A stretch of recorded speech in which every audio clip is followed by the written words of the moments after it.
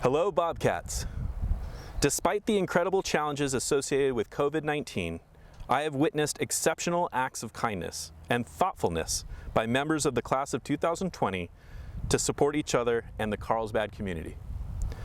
Even with physical school shutting down on March 13th, incredibly, many of you saw your Genius projects all the way through completion, and I wanted to let you know that we are all incredibly proud of you.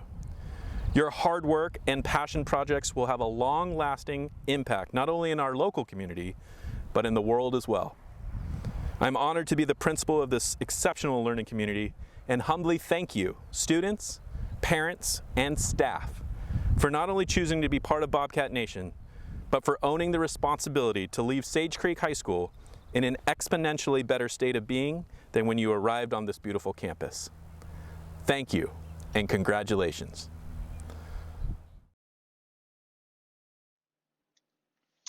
Sage Creek High School seniors, on behalf of the Board of Trustees and the entire school district, congratulations on your amazing Genius projects.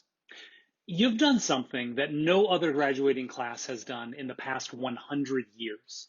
You've persevered through a global pandemic. This is not what you wanted, nor is it what you expected, but your spirit of innovation is exactly what the world needs right now more than ever. We could not be more proud of you, and I cannot wait to see what you do next. Hello, my name is Sarah Miller and I am a graduating senior at Sage Creek. Beginning my sophomore year, I became involved in the Genius Project, working behind the scenes in the gym and orchestrating the microphone switches between the night speakers. Last year, I worked alongside the MCs, speakers, and Genius Project team, doing run-throughs and helping backstage as the symposium was put on in Sage Creek's Performing Arts Center for the very first time. When I was asked to MC for tonight's event, it felt like a full circle moment.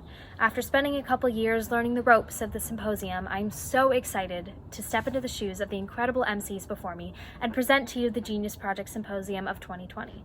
Although the symposium isn't being held on Sage Creek campus, I'm so confident in tonight's speakers and that they will emulate the success of previous years, bringing you unforgettable and inspiring stories of passion. These past few months have been especially trying on the Bobcat community.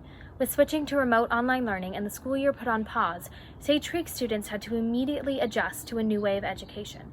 Tonight, we will be focusing on the theme of determination. In the wake of all of this change, perhaps some of the most determination I have seen has come from the class of 2020. Pushing through the devastating news of the cancellation of prom, senior events, and our June 11th graduation, the class of 2020 has continued to work hard and stay positive, as their futures remain more unknown than any other class has felt before. The speakers you'll be hearing from tonight are a testament to the resilience of the class of 2020, not just during this unprecedented time, but throughout their entire Genius Project journey. Tonight, these 9 speakers are ready to share with you their insight and, of course, their determination. You'll be hearing each of them present a TED-style talk, in addition to a few special guests from past and present Bobcat communities. Without further ado, I would like to present tonight's first speaker, Destiny Perkins, with her Genius Project, Enlightening Young Minds on Black History.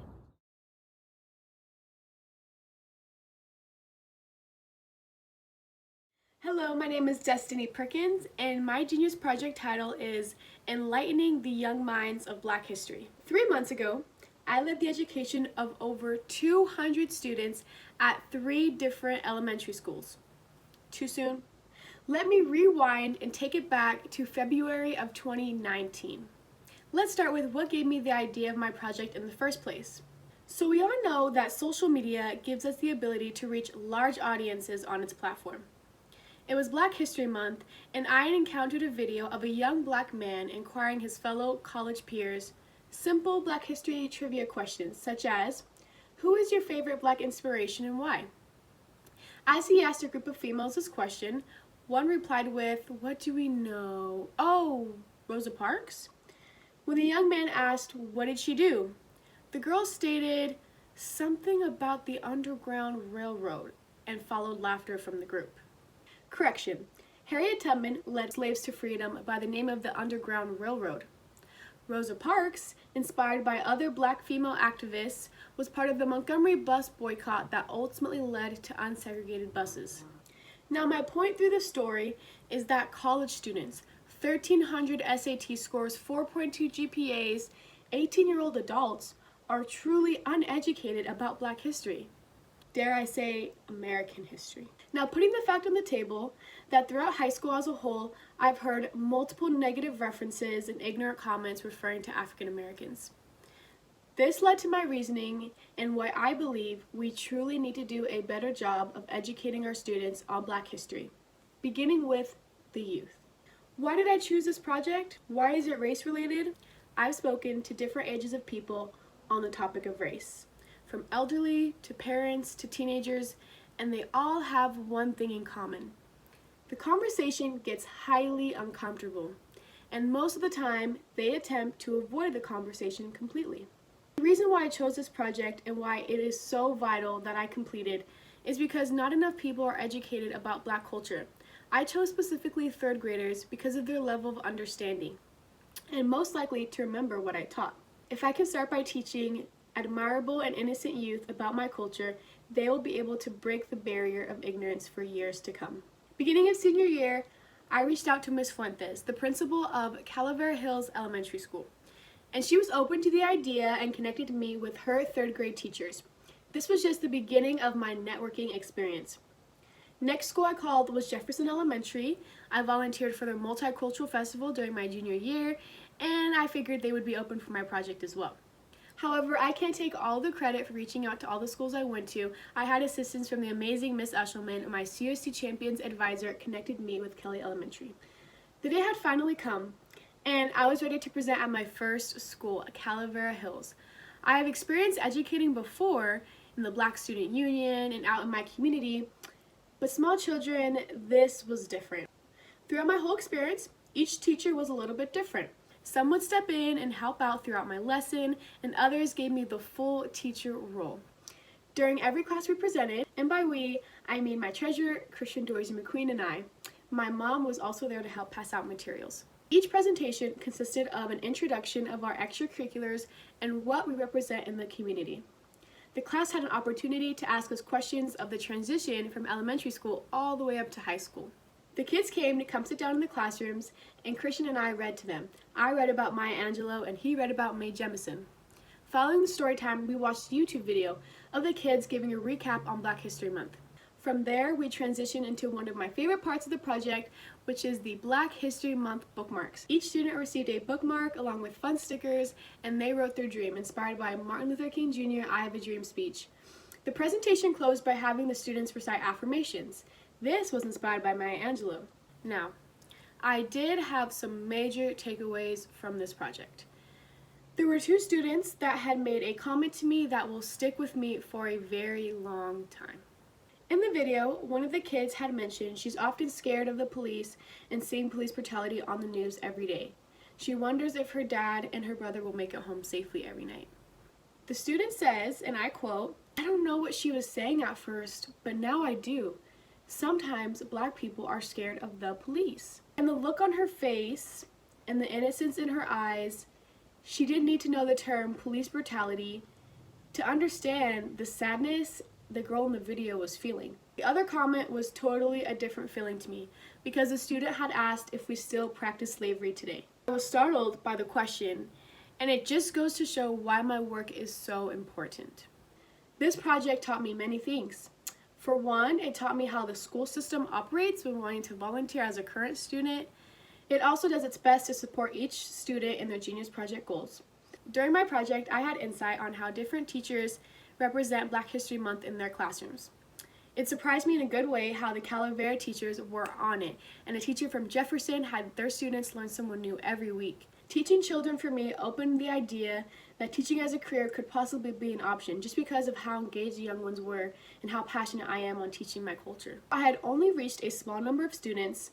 It is setting a tone for the rest of Carlsbad and hopefully sets a tone for this country. This project touched me in many ways I never thought it could and molded me into a young educator. With everything going on around us, it is crucial that we truly educate ourselves not only on Black history, but current movements of Black people. Black history is American history. Thank you.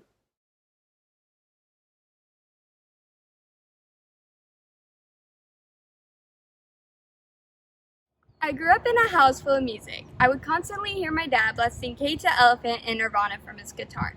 I watched as he turned a closet into a vocal recording studio and learned about different types of instruments as he brought home violins, basses, sitars, a harpsichord, and a theremin. My decision to play the violin was as arbitrary as playing with a Barney toy when I was 4 years old.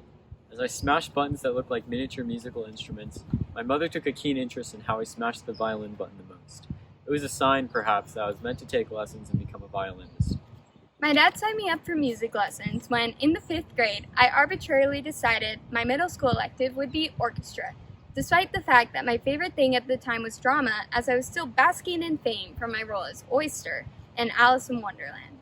As I took more and more lessons, I began to recognize something peculiar, that whenever I left my teacher's door, I would leave in a better emotional state than when I arrived.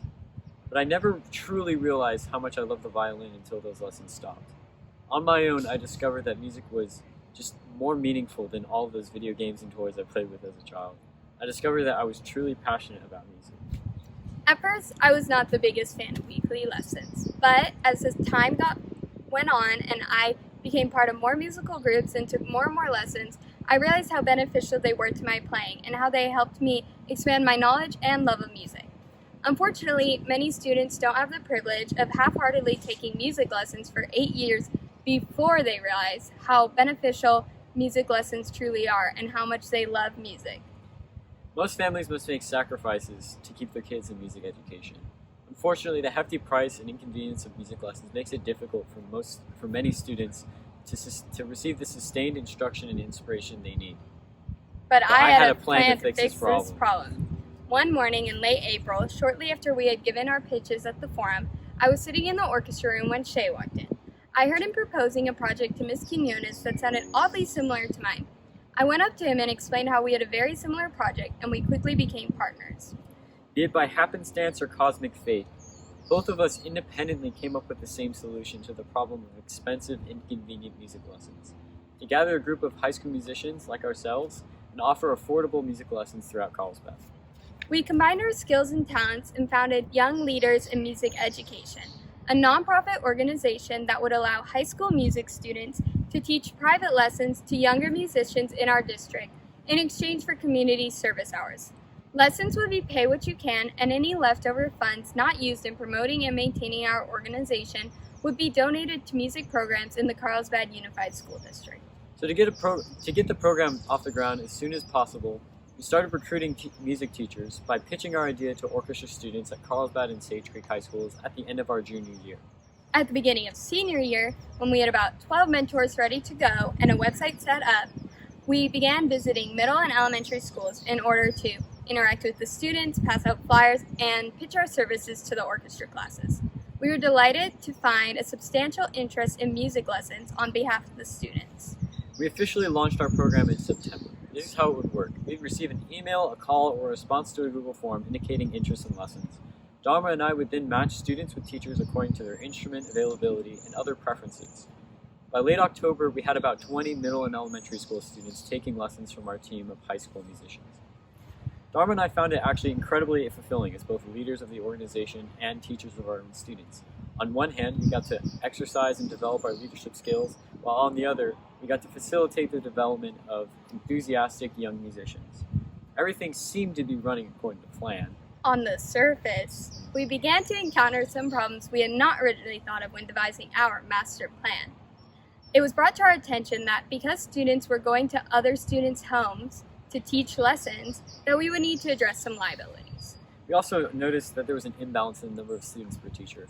For example, a violin teacher might have 4 students and then a viola teacher wouldn't have any. Another problem we realized was that we really had no idea how all these lessons were going with the students and mentors, aside from the occasional check-in email with the mentor or something like that. We started to feel like we were no longer in control, that not everything was going according to plan. We decided to take several actions to address these issues and to prevent others in the future. We created permission slips for parents to sign and documents for mentors to track their students' progress. We also began holding monthly meetings to check in with our mentors, share teaching techniques, and relay information. But the most important change we made was to our mentality.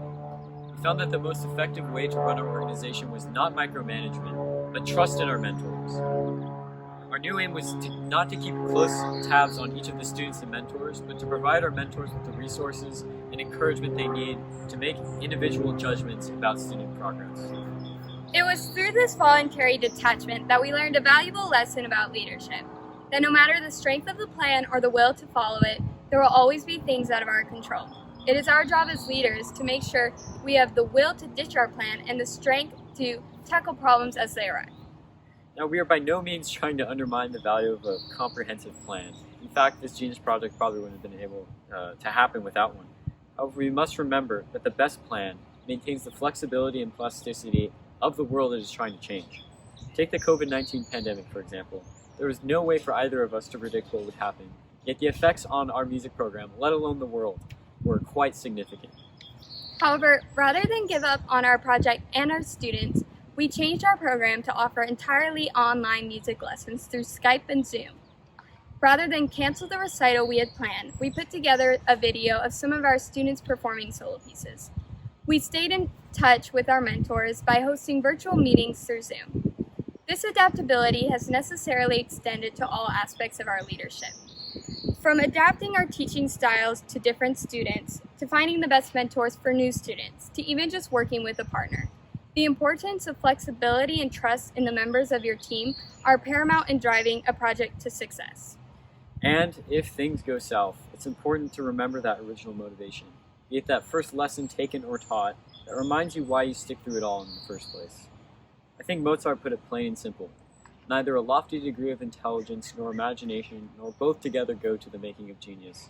Love, love, love. That is the soul of genius. Thank you.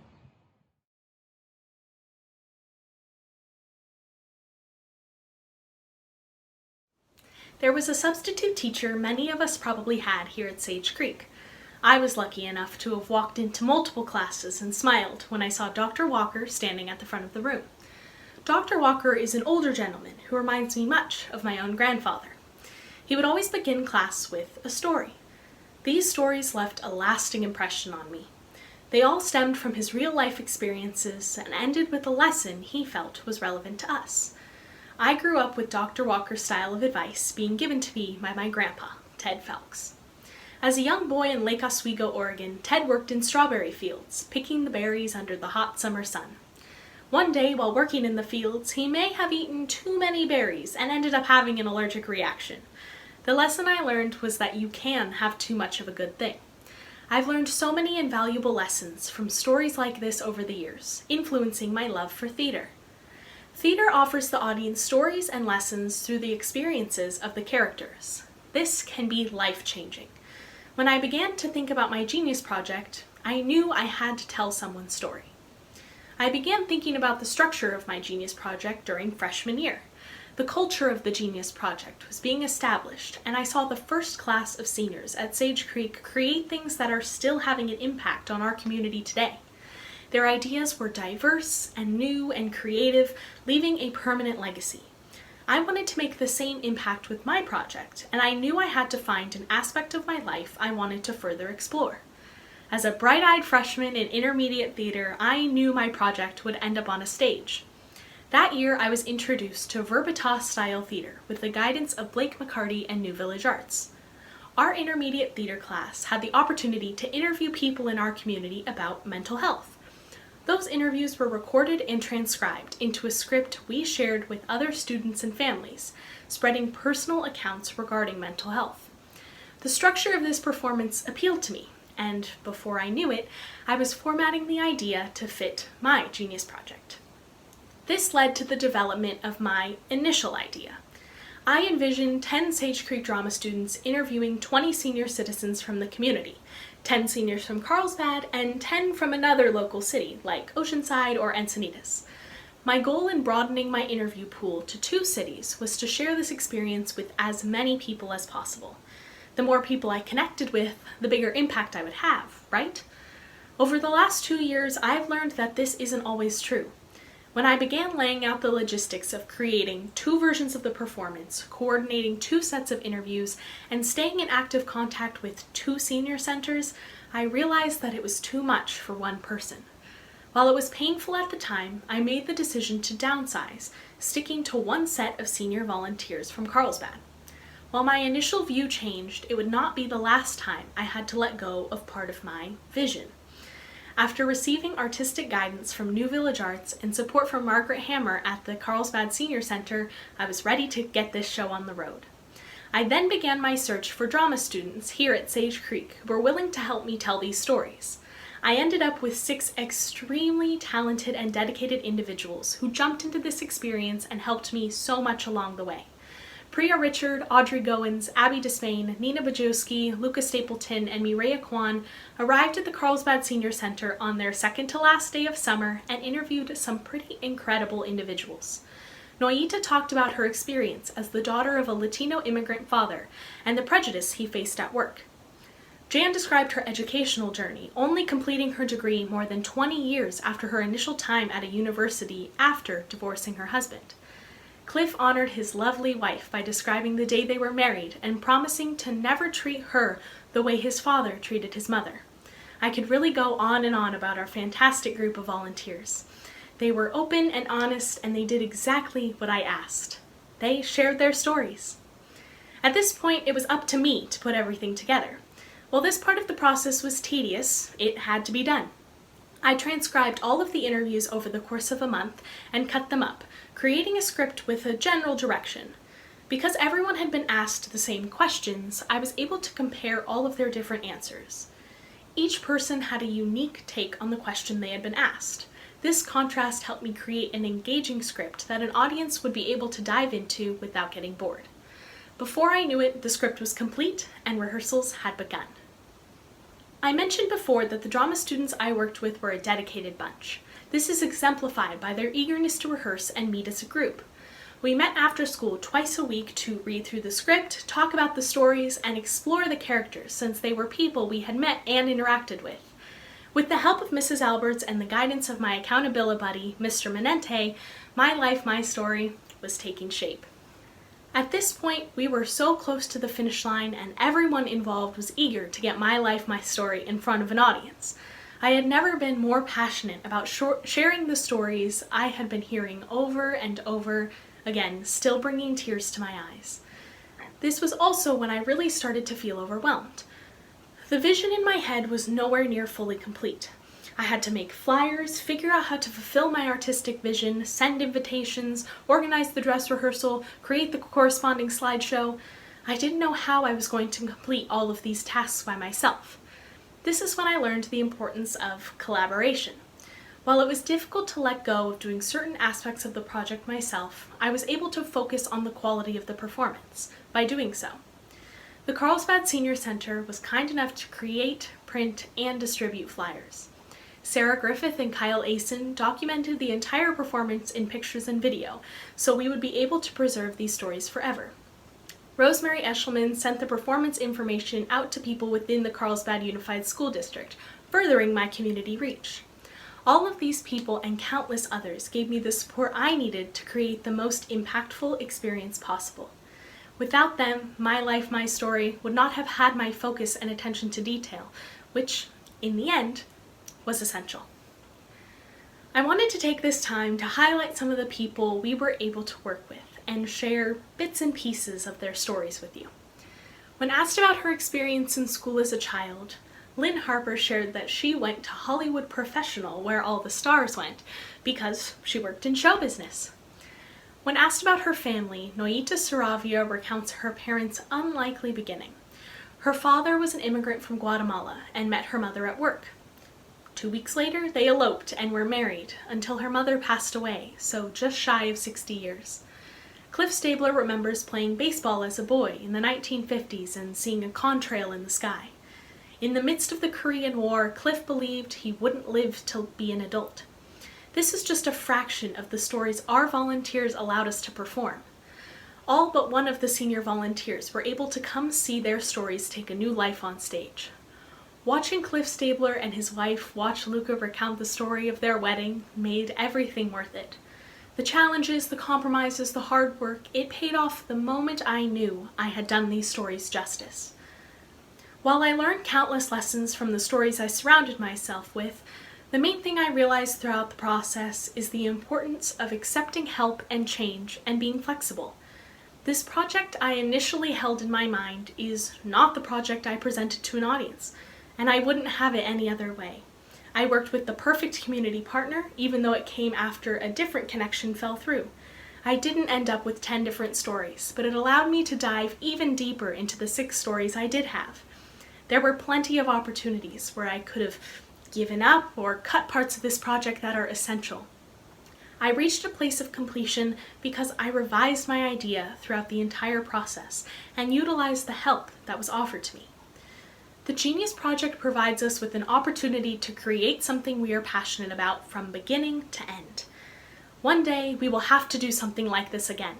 Whether it's a thesis in college or a proposal for a company, there will come a time where we see a fantastic vision and have to make adjustments and accept assistance along the way.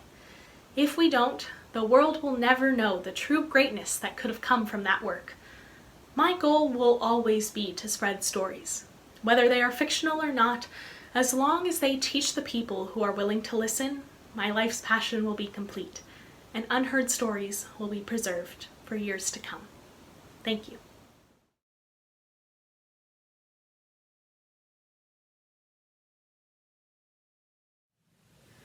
Growing up, I was always in search of something to take an interest in. For the longest time, I would try to take up different hobbies and activities, whether it be buying and playing random instruments to writing with my non-dominant hand. You could say that I've been very inconsistent with the things that I've been passionate about. In the 7th grade, my friends encouraged me to take theater, which I did. As an awkward and extremely introverted middle schooler, my peers were shocked that I would sign up for theater, but definitely not as shocked as I was. I finally found a passion that I've enjoyed every year since then. I am so grateful that my friends pushed me to join, because I believe that theater has played a huge role in helping me to become the person that I am today, and really brought me out of my shell. Because of the fact that theater is so prevalent in my life, you would think that I recently thought about doing my Genius Project about theater, and I did end up doing so, but surprisingly I went through a few ideas before I settled, such as having a music concert and an open mic at lunch. I started to stress out about what my final project would be, and decided that I should go back to square one. As I was talking to my friend Elena Davis about this one day, she informed me of her project that seemed to need a great deal of help and invited me to help her carry it out.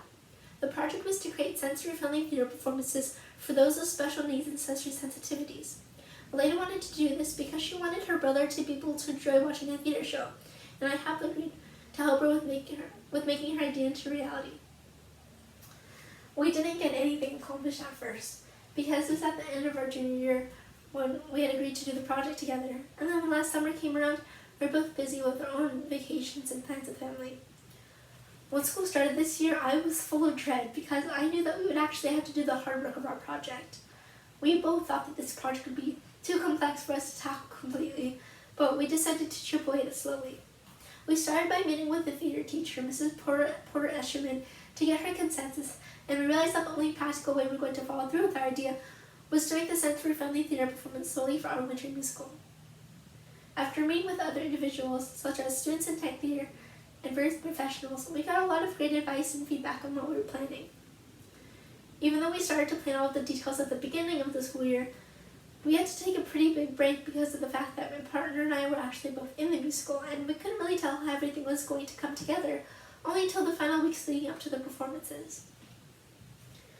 Because this year's winter musical was Matilda, the drama department was already putting on shows specifically catered to be performed in front of elementary and middle schoolers throughout the mornings of February 20th and 21st, which was so convenient.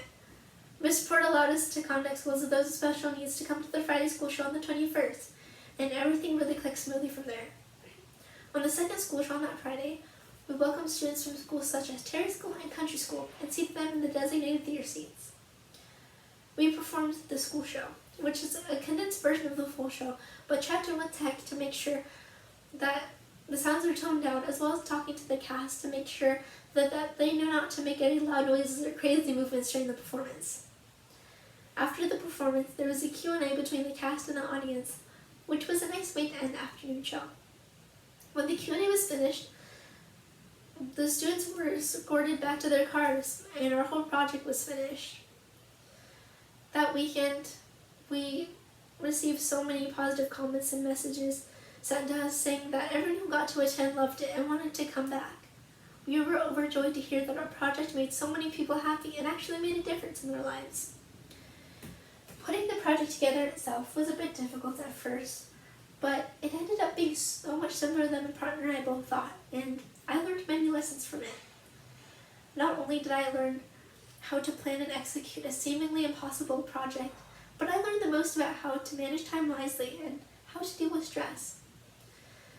I realized that partnering with someone for a project may be difficult at times because of different schedules, but that if there's passion, then there will always be progress no matter what, and that's what really matters.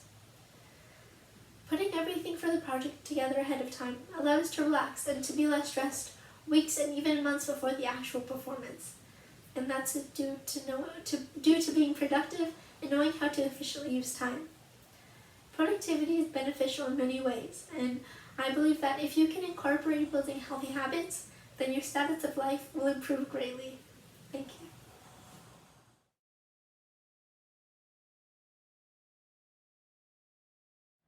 Around my junior year, I was entirely unhappy with the idea of being a replica of my older sister.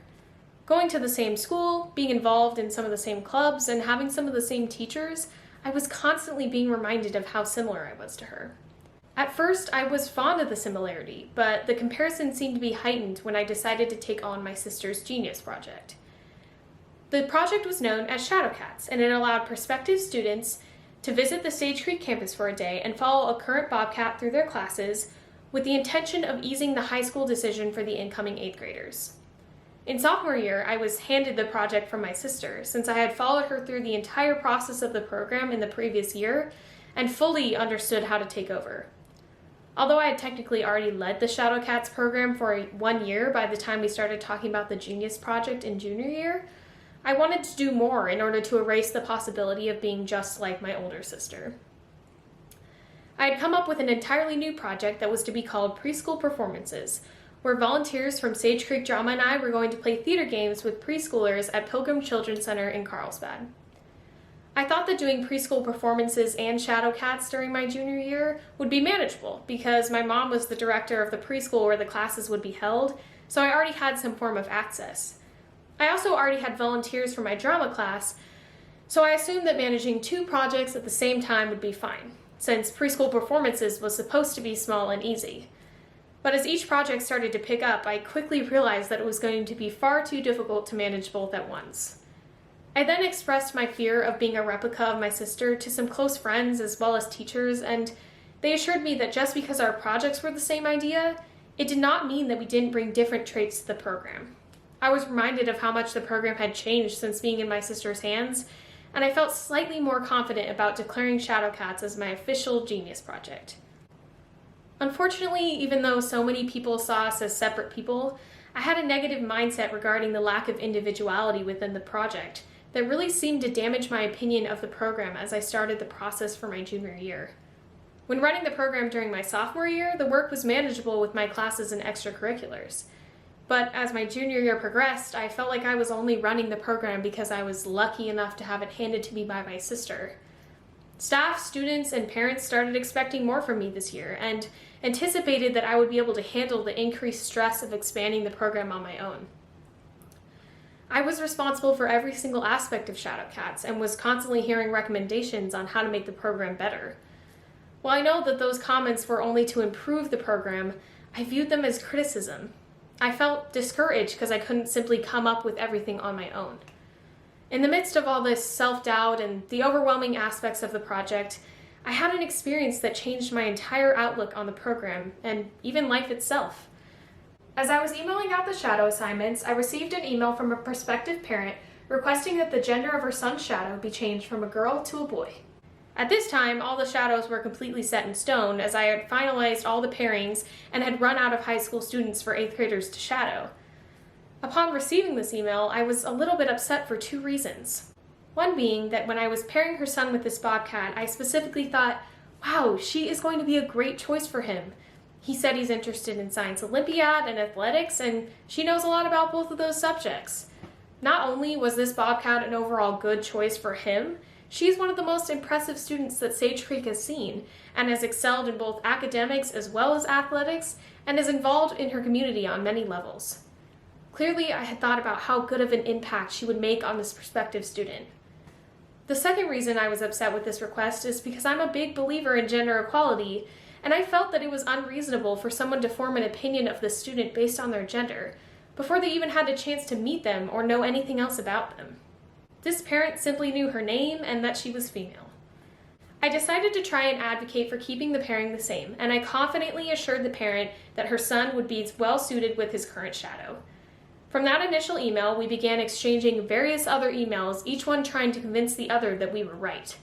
I held my ground out of fear that if I made this switch for one student, that other students would want this exception made for them, and I knew I wouldn't be able to promise that exchange for everyone.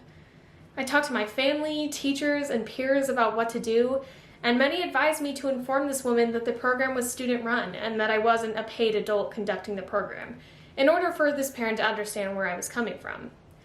I was always hesitant about saying this because I didn't think that my age was a reason for parents or prospective students to treat me differently, and I wanted to remain professional. After many emails of us both trying to hold our ground but getting nowhere, I finally revealed that this program was entirely student-run, that she was actually emailing a junior in high school who had never run a program of this magnitude before, and who was simply trying to maintain a level of fairness between all its participants. She responded with an apology and revealed that she had absolutely no idea that I was a student. She then shared her thoughts on how impactful it can be to see situations from someone else's perspective.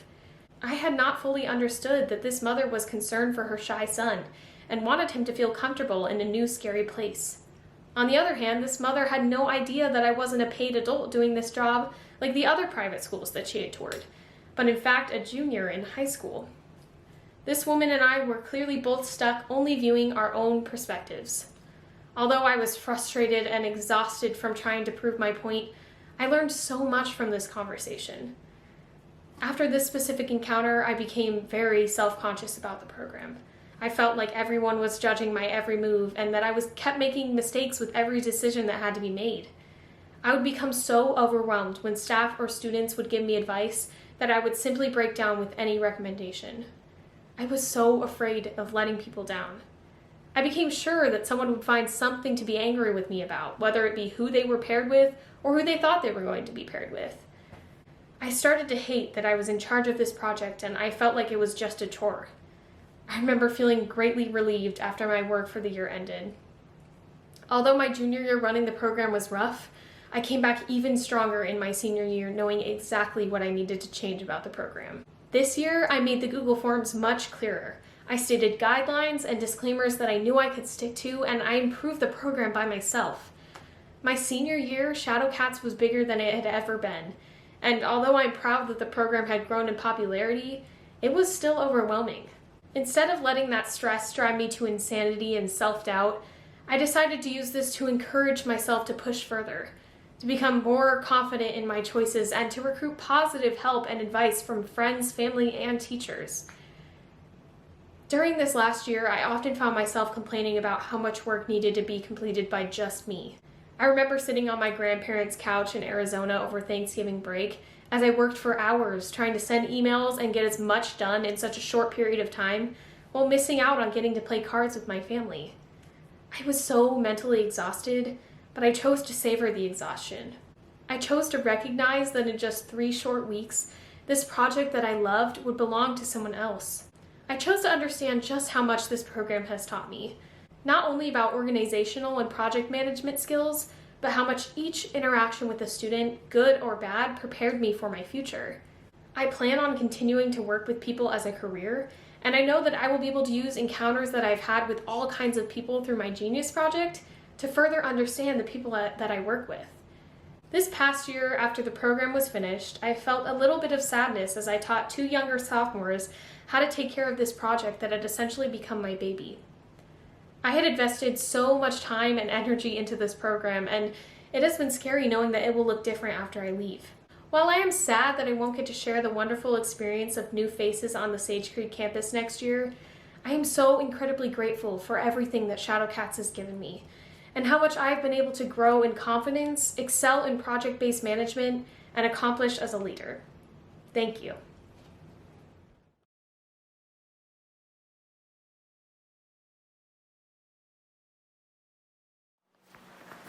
Community is first of all a quality of the heart.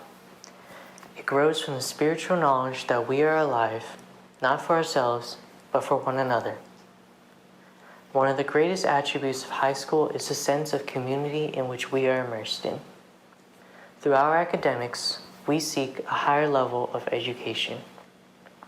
On our path to finding ourselves, we meet others who share the same goal. And in this path of discovery and defining ourselves, we create a community. For my Genius Project, in my final year of high school, I set out to capture who we are as a community, not only as a whole, but the individuals who make up a part of it. When I began my Genius Project journey, I knew I wanted to do something to help people.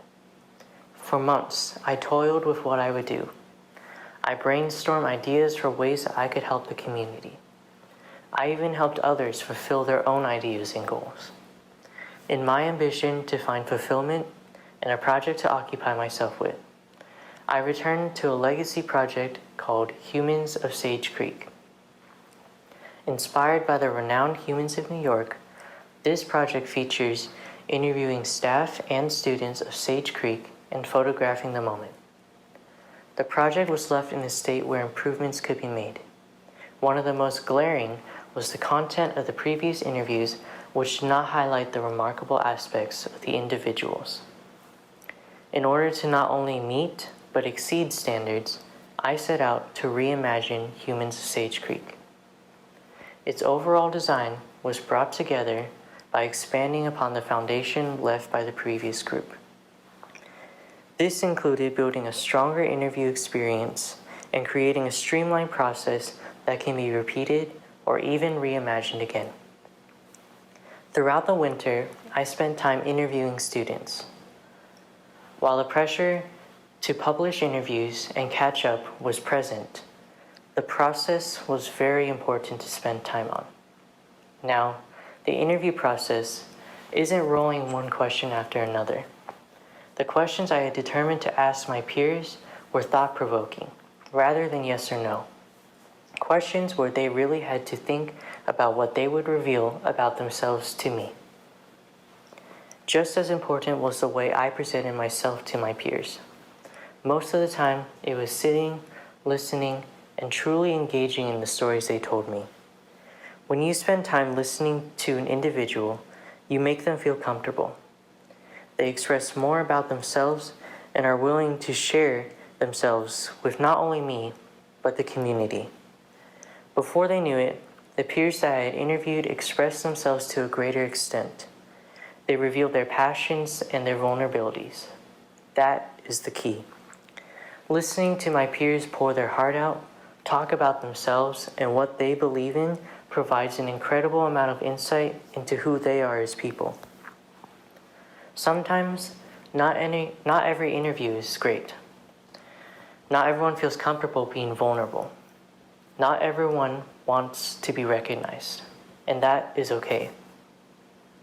Now, my goal with Humans of Sage Creek was to finish what the previous group had started. With the experience I have had with this Genius Project, I can say that I did not finish this project. I say this with emphasis since this is a legacy project. I understand now that this project will never really have an end. The work that I have done can carry on for as long as Sage Creek stands. With every passing class, more will join the Bobcat community. And this project allows us to capture these moments in our lives, leave legacies behind, and be remembered for not only what we have done, but who we are. From this project, I not only found a passion for people, but for who I want to become. I know that one day I wish to change someone's life for the better, maybe even save one. Looking back, I realized that I must first understand what it means to be human before I can help someone be human. This school year has certainly taken a toll on my class. They are my family, and I feel as though I am missing a part of myself. Even when everything has been taken away from us, our class remains united, hopeful, and fearful for our future. We don't know what the future brings us, but we can leave our legacy. That is part of the greater lesson to be had, that we are all human. We are all so complex and capable of doing things with nearly infinite possibilities. Everyone deserves a chance to be heard, to be understood by a society that is forever changing its views. I imagine, I hope, for a world that one day truly understands what it means to be human. It all can start here in our community. Thank you.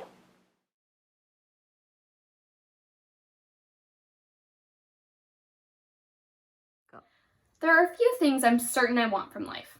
I want to eat good food, I want to get good sleep, and like every human being on the planet, I want to be validated, to be recognized, to feel like my actions, values, and experiences are justified.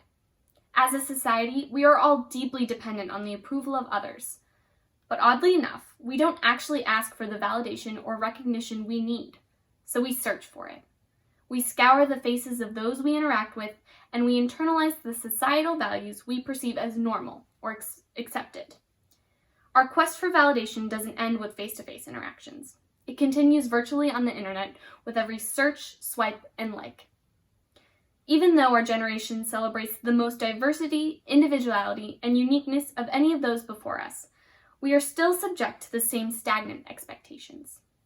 Mainstream media suggests certain criteria to earn validation: a certain body type, identity, and way of life. And this criteria is significantly stricter on women. Expectations for women have been established by airbrushed models on the covers of magazines and celebrity posts with millions of likes, so we believe we have to be picture perfect to be enough. Along the quest for validation, we accept this notion because women that fit the mold of expectation are the ones chosen by the world. They are put to the forefront of the public eye, and as keen observers, we catch on to what is desired of us, whether it aligns with who we are or not. So what do we do as young women faced with the same craving of validation with an even narrower window of acceptance? Starting as early as age 6, girls develop an awareness about their body shape and weight. Up to 47% of them want to lose weight after being inundated with pictures in magazines of paper-thin figures who do not represent the uniqueness of all women. About 7 in 10 women report a decline in body confidence and an increase in appearance anxiety because of the unrealistic beauty standards established by the media. And in a recent study, nearly all girls say they see an onslaught of negative beauty critiques on social media. The low self-esteem created by media pressures can often lead to eating disorders and other mental health battles. And the women and girls struggling with them often deny themselves the recognition of basic human needs because they feel inadequate when compared to such rigid standards. Critical needs like love, nourishment, and compassion that are essential to our existence. I've experienced this very same pattern. I saw my physical imperfections as warrants to consider myself unworthy as a human being. It wasn't until I stopped to consider the holistic picture of life that I realized feelings of worth are not contingent upon fitting in. They are linked to the way we satisfy our needs. Validation is a token of appreciation, but self-worth requires so much more. Confidence is built upon recognizing our passions, wants, and feelings that lie beneath the surface, not the elusive affirmations of others. This kind of self-understanding is not presented in the mainstream media, but it is crucial in combating the tendency of young girls to internalize false beauty standards as markers of worth. Instead of looking to social media trends for validation, we can look within ourselves to nurture the physical and emotional health and find sense of worth. We can feel love, nourishment, and compassion without mirroring a stereotype. I created the Girls Leading Healthy Lifestyles camp in hopes of building a foundation of healthy habits and confidence to equip 2nd through 5th grade girls with the tools they need to conquer the unrealistic expectations they will face in life. With the help of expert volunteers in the community, I led rich discussions, engaging lessons, and hands-on experiences to illustrate the many ways girls can empower themselves and others. The camp is focused around 4 key topics that represent the core ideas between holistic living: balance, self-love, eating, and exercise. With balance, we individualize our schedules and own the choices that are right for us. With self-love, we cultivate inner confidence while prompting ourselves to question the definition of beauty. With eating, we combat deprivation and encourage intuitive choices. And with exercise, we shift our focus from external results to what feels good to our bodies. Each and every choice is a way for the girls to anchor themselves to reality, to themselves. No girl or woman should ever feel like they have to earn their worth. Worthiness is not a prize. It is a right. No trend can take that away. GLHL is committed to reinforcing the idea that standards only have power if we allow them to. The program doesn't simply sow healthy habits, but it promotes mindsets that ensure basic necessities are not weaponized as punishments or rewards for meeting societal standards.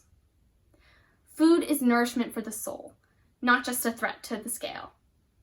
Exercise is replenishment for our health, not just a correction to a perceived imperfection. These are powerful ideas that are important to instill, but they mean nothing if we are alone. After hundreds of hours spent planning lessons, meeting 50+ beautiful young ladies, and hosting the camp for 2 wonderful summers, I have concluded that the most important moments of the program are those characterized by genuine connection. No matter the activity, the girls take away the most when sisterhood shines through. When the girls' thoughts are received wholeheartedly by a community of other supportive girls. Nurturing sisterhood and community are essential in uplifting the women around us, and they are equally essential in the process of finding self-love. Creating the Girls Leading Healthy Lifestyles camp has impacted me as much as it has the girls I've worked with. When I step into the classroom with campers around me, I step into the responsibility of a role model, and my choices ripple with fierce purpose and importance. My words, my questions, my guidance, and my support stand for something much larger than the camp itself. They are inspiring young girls to find their stride. But I realize that my impact doesn't end with who I am as GLHL director. I can influence connections beyond the camp. As vicious as the media can be, it also grants us the ability to make our voices heard. One post can make someone's day. One message can change someone's life. As women, we have a responsibility to shift the expectations of the media today and pave the way for the women of tomorrow. The women who will help us close the wage gap, shatter the glass ceiling, and redefine expectations. There's no better time than now to look within ourselves and examine how we identify our ideas of media, beauty, and bias. If we can shift our mindsets now, from conserving conformity to celebrating diversity, we will shape a brighter future for ourselves and all the girls following in our footsteps. It is up to us, to you, to ensure that we live in a world built upon love, nourishment, and compassion. A world that empowers women and girls as they embrace their full potential. Thank you.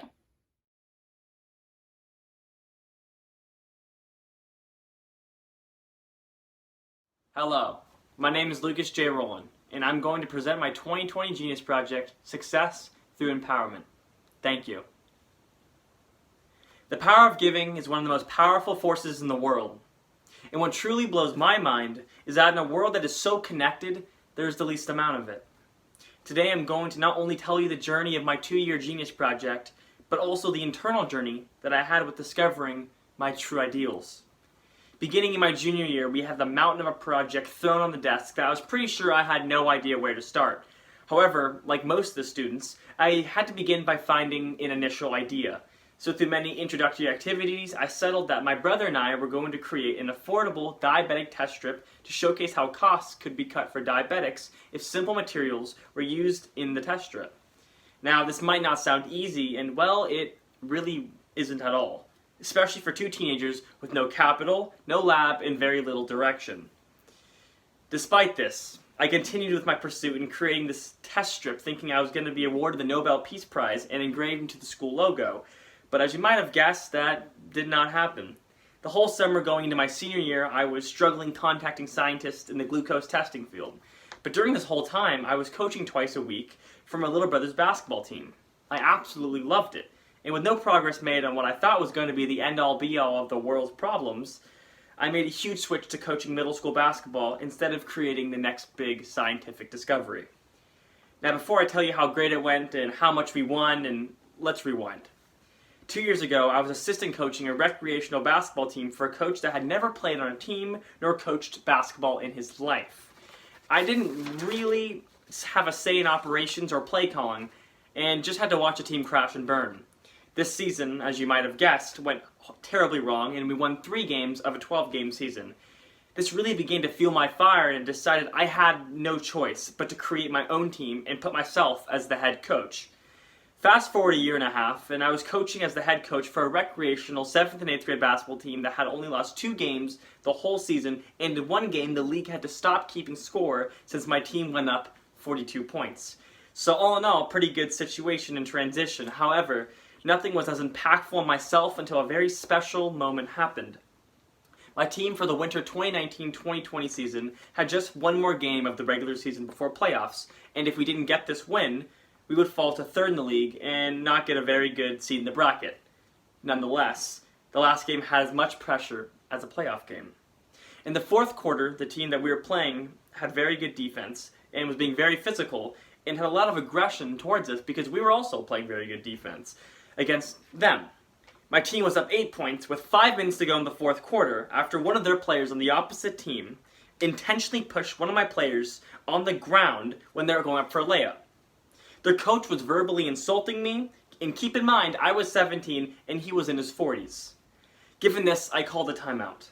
Not for basketball, but to teach the players that in life, people that are losing are going to bring you down when you're up.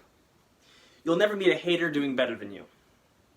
It's your job to not let that affect how you operate. And I gave them a speech that in 20 seconds, I would never forget. And for the next 4 minutes of that game, my team went from up 8 points to up 20 points by the end. Through pure passion and hunger to win, this highlighted what it means to win in upstanding character. It was something I've never seen in any of the teams I coached to this point. After this game, one of the grandparents of the players came up to me and said, "How are you able to get those results from your players? That was amazing. I have never seen a coach inspire a player or players just like that." I responded with this: "I find what sparks each player individually and assert that on each of the players who are on the court to create those results." He was astonished, but I was even more in shock. This was the moment I realized that my efforts to reach these kids really showed through. My objective of the Genius Project was to provide not only substantial knowledge in basketball, but to improve each and every one of the players as a person so they can hopefully transfer that energy and passion to other individuals. By using the framework of basketball, I was able to transfer my energy to truly develop leadership and confidence in each of my players. Through my journey of being a coach to 4 different recreational basketball teams, I was able to empower and teach so many young teenage athletes and see both physical and behavioral improvements. The amount of mail, letters, and texts I got from parents was incredible. I had parents saying that not only is their son going to continue the sport of basketball as their main sport because of my influence, but also how their son has changed in the amount of confidence they exude on a daily basis. I was able to truly transfer what I thought was just coaching a sport into 3 months of influencing and impacting all 6 to 8 teenage boys into young men. I knew that I had a natural charisma and an ability to uplift other individuals. But by combining my favorite sport and motivation, I was able to see young men change before my eyes in the best way possible. Now, given all this, and me telling you the story of how I impacted all lives of 30 players, and not only as improved basketball players, but as improved human beings, my call to action to everyone in this auditorium is to find what you can truly give to others. I'm not just talking about money, donations to charity, and philanthropy, even though that is still absolutely fantastic. I'm talking about understanding yourself as an individual. Finding what you can give to others, whether you're 6 or 96, and seeing just how much energy you not only feel, but seeing results in your life change physically as a result of simply giving to others. I want to end this story with a quote from one of the best motivational speakers and one of my biggest inspirations, Tony Robbins. And that is, the quality of your life is the quality of your relationships. So I ask you, starting today, begin to work on the quality of your relationships by giving. Thank you.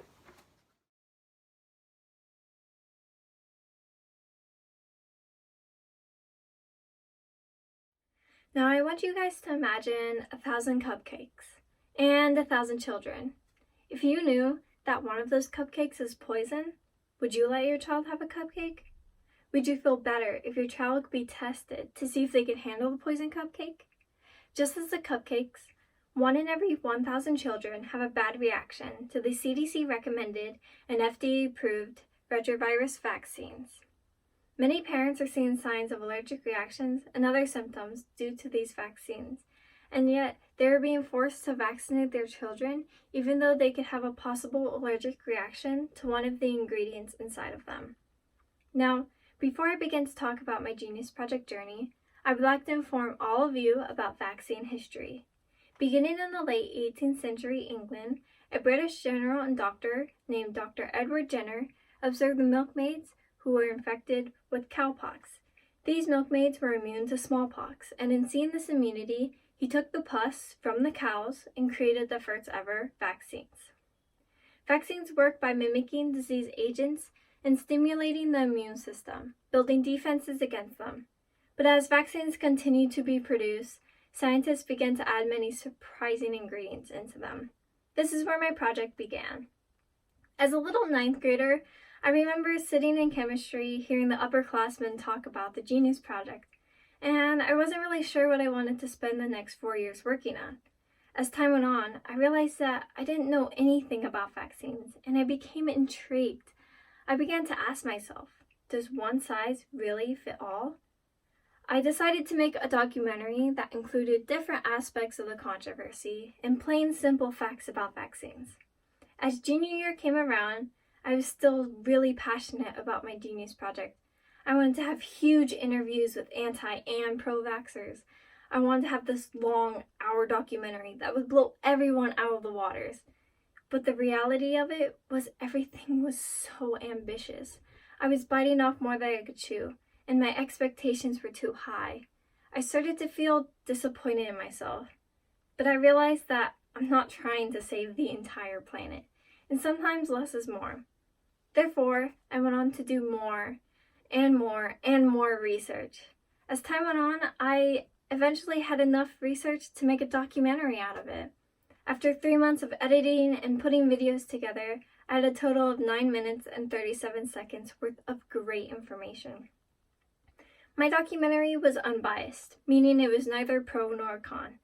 It simply presented facts about vaccines, many of which include ingredients, such as aluminum and mercury, and many animal products, including caterpillar eggs, mouse brain cells, pig blood, skin, bones, and tissue, shark fins, dog kidneys, chicken and bird embryos, monkey kidney cells, and even worm ovary cells. On top of this, I found that vaccines contain lung cells from aborted fetuses. My documentary also included vaccine statistics and state laws. I was so proud of my documentary and genuinely relieved to have accomplished something I had started so long ago. But now I was stuck. How is this supposed to impact the community if only I watch it? My original plan was to have it shown during advisory, so I decided to continue with that idea.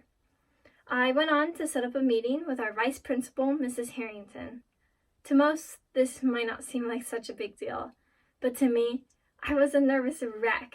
Anxiety struck as I got the date and time set up for my meeting, and I thought about dropping the whole community aspect as a whole. But I realized that facing fears and learning social skills are part of the Genius Project journey. So I decided to take the few days before my meeting to prepare my thoughts and be prepared to pitch my documentary to Mrs. Harrington. She ended up being a super sweet and caring lady. She loved my documentary and gave me great feedback. But due to my documentary topic, I was unable to have it shown during advisory. Instead, she gave me another plan and referenced me to reach out to Mrs. Park, who is the head of our biomedical program here. After a few emails back and forth, Mrs. Park was kind enough to show my documentary to 2 of her classes. Throughout the amounts of research I had taken about vaccines, I learned that we shouldn't have to fight so hard for something we want, or something we don't want, or something we want others to have. We as humans should have a right to know what is being put in our bodies. We should have a right to research the facts before we say yes or before we say no. My documentary expanded on this topic, and my hope was to inform my community and inspire them to do the research on their own. Every one of you should research the facts of every controversy and take both sides into consideration. We should never be denied in our beliefs or denied in our decisions. This is my passion, and I want my community to realize that some people would risk their child having the poison cupcake, others would, and some simply don't believe it's poison. Go out there and research the facts yourself. My name is Tyler Jones, and I believe that one size does not fit all. Thank you.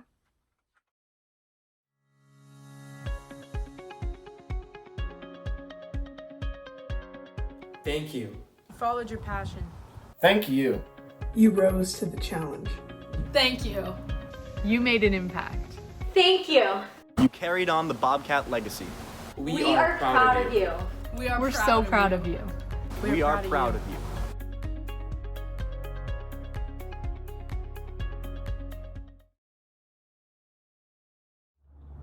And with that, we have reached the conclusion of tonight's event.